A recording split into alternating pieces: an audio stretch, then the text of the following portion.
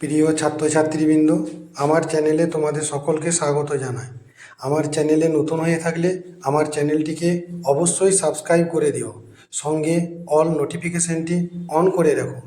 কারণ আমি তোমাদের যে সাজেশনগুলো দিচ্ছি সেগুলো পিডিএফের আকারে আমার ভিডিও ডেসক্রিপশন বক্সের মধ্যে তোমরা পাবে। এর আগেও তোমাদেরকে যে একটা সাজেশন দিয়েছিলাম, সেই সাজেশনের থেকে আরও বাছাই করা কতগুলো প্রশ্ন বলে দিচ্ছি, যার উত্তরগুলো তোমরা পিডিএফ ফাইলের মধ্যে পাবে।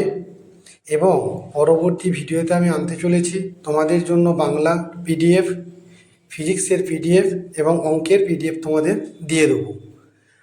যে ভিডিও দিয়েছিলাম সেই ভিডিওর থেকে যে সাজেশনগুলো ছিল সেই সাজেশন থেকে কেটে কিছু ছোট করে দিয়েছি, আর এই উত্তরগুলো আমার দেওয়া পিডিএফের মধ্যে তোমরা পাবে।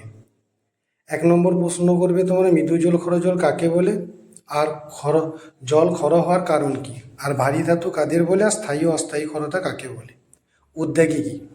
এরপর গুরুত্বপূর্ণ প্রশ্ন 9 নম্বরটা, ক্ষরতা দূরীকরণ পদ্ধতি কী। 11 নম্বরটা করবে প্রশ্নটা, পারমুটিট পদ্ধতি কী। 12 নম্বর করবে জল একটি বহুমুখী ধাবক বর্ণনা করো। 13 নম্বর প্রশ্নটা করবে আয়নমুক্ত জল ও পাতির জলের মধ্যে পার্থক্য কী। 15 নম্বর কোশ্চেনটা করবে হাইড্রোজেন পারক্সাইডের জারণ ও বিজারণ উভয় ধর্ম থাকে কেন। সেই সঙ্গে তোমাদের বলি, যদি তোমাদের আরও কোনো কিছু প্রয়োজন হয় তাহলে আমাকে কমেন্ট বক্সে জানিও।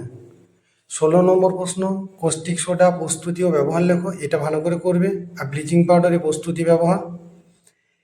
এবং 20 নম্বর প্রশ্ন করবে কৃত্রিম তন্তুগুলির নাম ও ব্যবহার লেখো। 22 নম্বর প্রশ্ন করবে জৈব অজৈব যৌগের পার্থক্য। 24 নম্বর প্রশ্ন করবে মিথেনের ব্যবহার লেখো। 25 নম্বরটিও করবে মার্কনিফের সূত্র ও তার সূত্রের ব্যতিক্রমটি কী। 26 নম্বর প্রশ্নটি করবে অ্যানিলিন কী।